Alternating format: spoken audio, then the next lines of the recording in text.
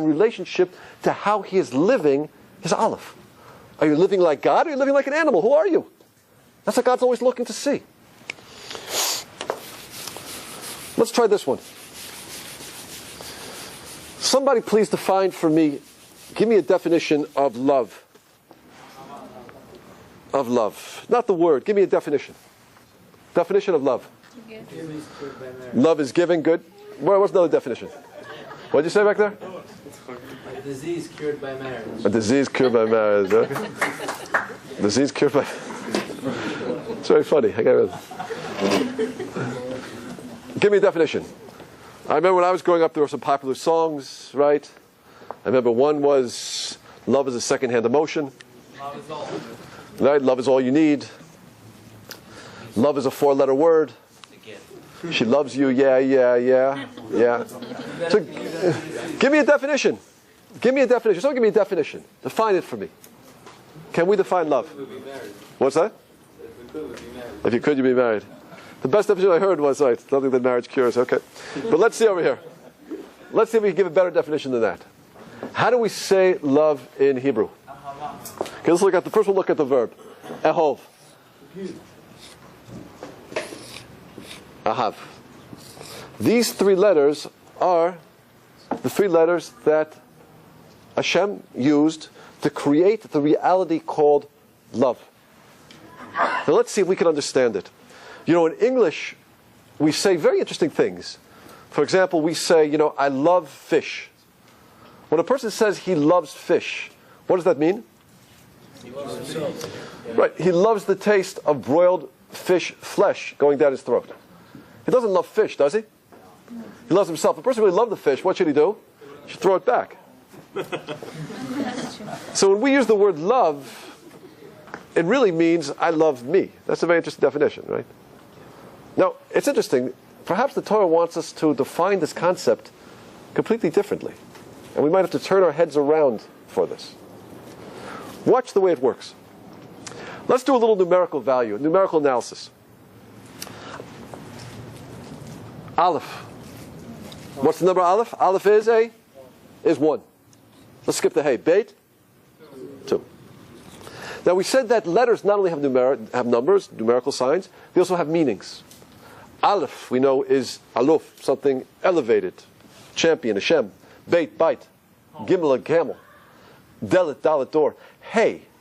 What does the letter Hey mean? Repent. Well, let's see. Let's use our sources.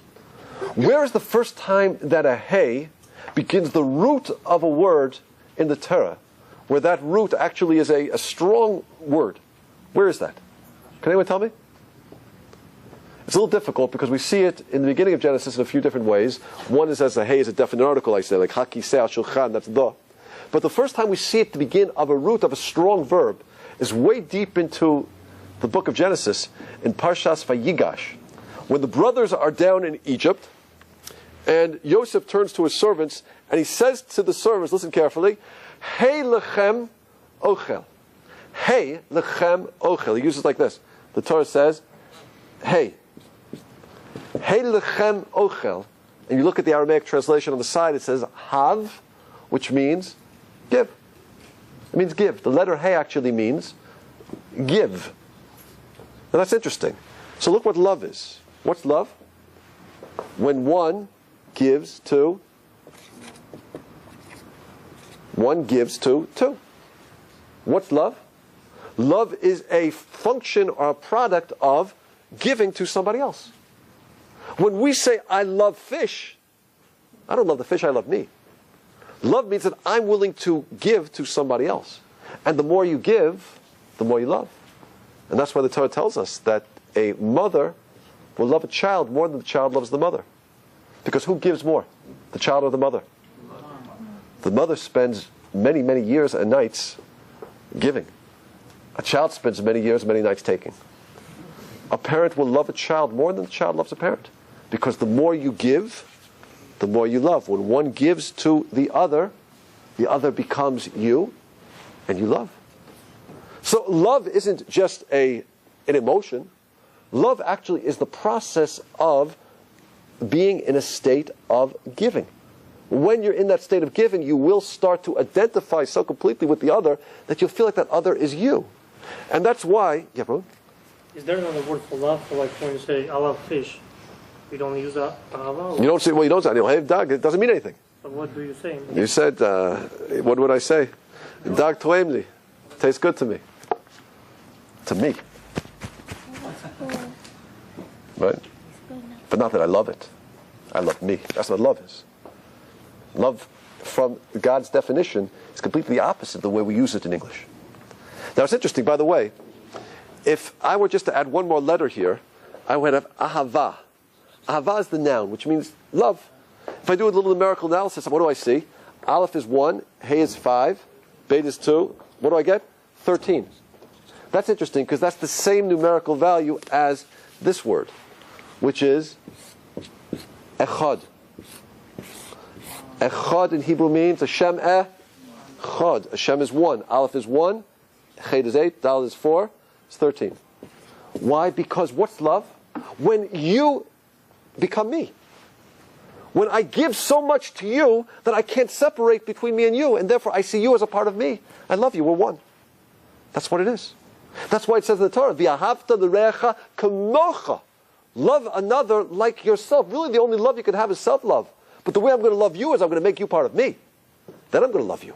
I'm going to make you one with me. Ahava is 13, Echad is 13. If you can be part of me, I'll love you. But the way you're going to be part of me is only if I invest in you through giving. That's what it is. If you don't give, there's no love.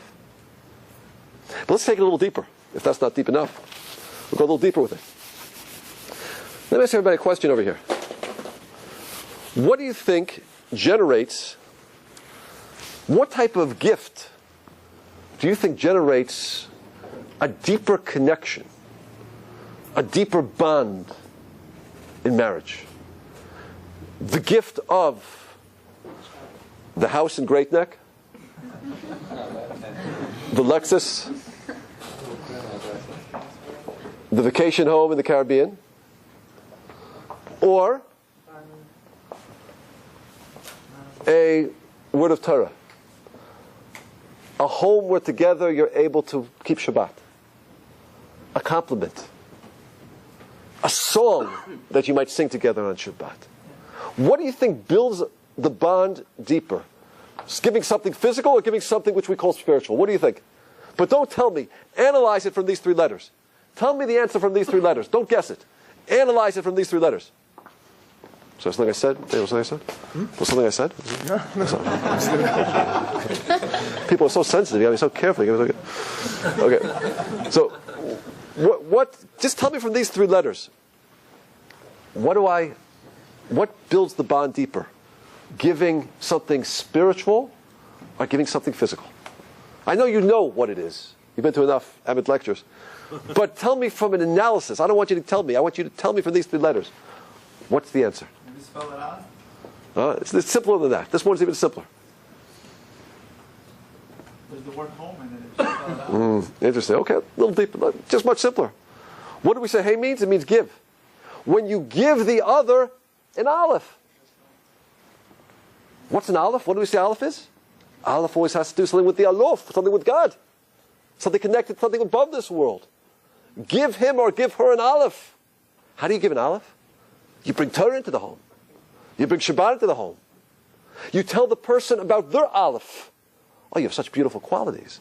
You're such a giver. You're so generous. You're so kind. I didn't know how selfless you are. You make them appreciate their aleph. Give them their aleph. Remind them of what their aleph is, the spiritual side of who they are.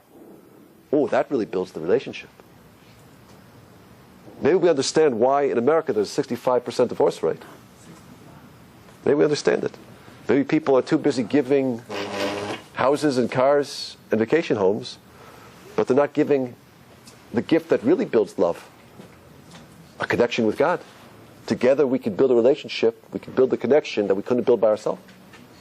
Interesting. Now, it's interesting also, if you look over here,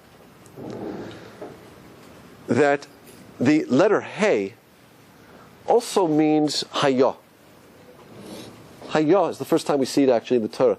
Hayah means, it's a verb, lihyot, means to be. What does it mean to be? You could get up and jump. You could get up and run. You could get up and sing.